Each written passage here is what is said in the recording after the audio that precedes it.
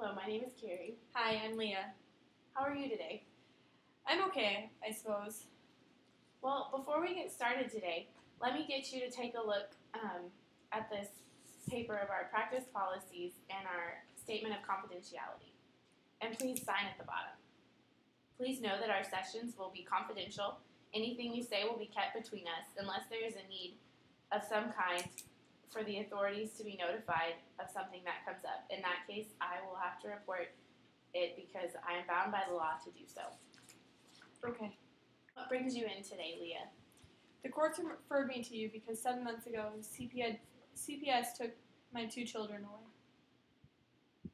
And what caused CPS to begin being involved in your situation? Well, 7 months ago, my neighbors called the police on my husband and I because they heard fighting coming from our home. When the police arrived, they found Cameron and Amber hiding behind the couch and me huddled in the corner with bruises all over my face. Just take your time, Leah. The police took my husband in and they informed CPS of the situation. Because the abuse was not new and at the time I was too scared to press charges on my husband, CPS had no choice but to take Cameron and Amber away.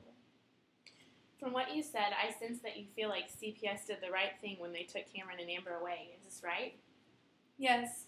I think it helped me just realize just how serious my situation was. Okay, so you feel like CPS getting involved gave you the push you needed. Yes. Tell me what happened next. The abuse began to get worse, and the neighbors called the police again, and this time they were able to talk me into pressing charges.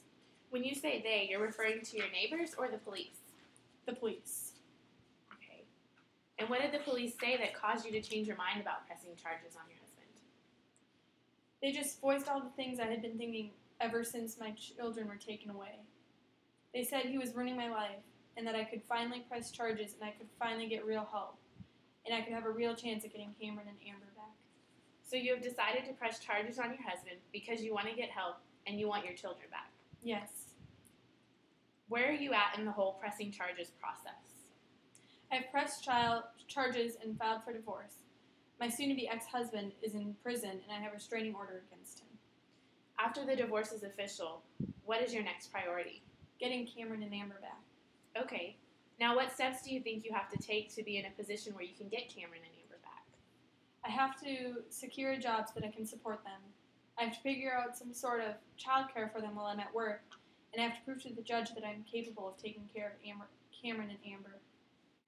Let's focus on proving to the judge that you are capable of taking care of Cameron and Amber. I think I need to find a job before I can focus on that. Well, I do think that you getting a job is important, Leah, but I think we need to figure out how exactly you're going to prove to the judge that you're capable of taking care of your children. I'm going to prove my credibility by getting a job. Leah, a judge is looking for more than financial support for your children. A judge is looking to see that you can provide a stable home for Cameron and Amber. Fine. How do I do that? First, you have to show that you are emotionally stable. You have been through so much that in a very short amount of time. You need to address where you are at emotionally. Well, how the heck am I supposed to do that? Well, you need to think through exactly what you've been through and exactly how you've been feeling during this whole process. Okay, then after that I find a job and get my kids. Leah, I need you to focus with me here, okay? It's going to be a slower process than you have in mind. Okay, I just really want my kids back. I understand that. But in order for you to get your kids back, we have to make sure we think of everything. We need to get you in the best situation possible so that we can get your kids in the best situation possible, okay? You're right. It's just going to be so hard. Yes, it will be. But if you can commit to a plan and follow through, I feel that this can be possible. Do you think you can do that? Yes, I can do that. Great. Now let me tell you what I would like you to do before our next meeting. Okay. I want you to keep a daily journal of your emotions. On the first day, I would like you to take extra time to write about the emotions you have been dealing with over these past few months. Okay, how often do I need to journal each day? At least once a day, but if you need or want to journal more often, by all means, do it. Okay, I can do that. Do you feel good about today's session?